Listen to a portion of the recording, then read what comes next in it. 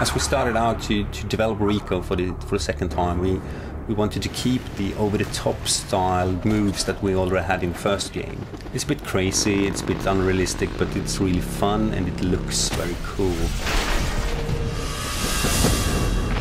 Just Cause 2 it's not realistic. We don't want it to be realistic. It's more like the laws of physics on drugs. Really, really, really fast-paced action. You're using stunts to get around quickly, you're using stunts in combat pretty much all the time. You can jump from vehicle to vehicle, you can climb around on the vehicles, you can steal one of their vehicles, drive alongside one of the other chasing vehicles, jump up to the roof, shoot their tire off.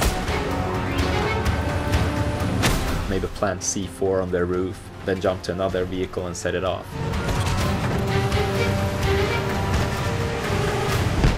And it's integrated with the combat system, so while you're climbing around on the vehicles, you can at the same time fire your weapons at your enemies.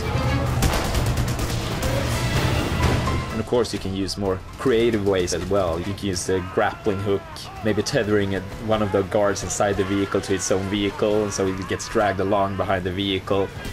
What happens if you tether the car to one of the statues that you pass along the way? I'm losing control! They've got me! I'm going down! In total there are over 100 different vehicles in the game, and each of those have different handling characteristics. They're suited for different situations and different ground materials.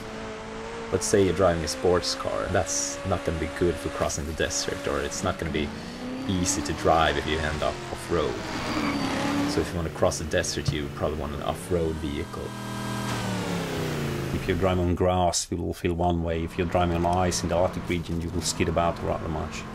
And even the weather system is affecting this as well. So if it starts to rain, the tarmac on the roads will get a bit slippery, and the grass will be even more slippery.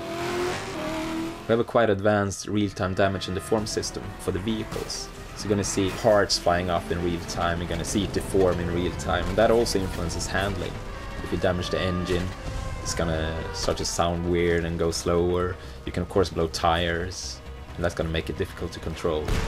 We want it to be over the top, we want it to be crazy, so you can do really, really stupid stuff here. You can drive faster, you can brake harder, you can accelerate faster than any real world car can.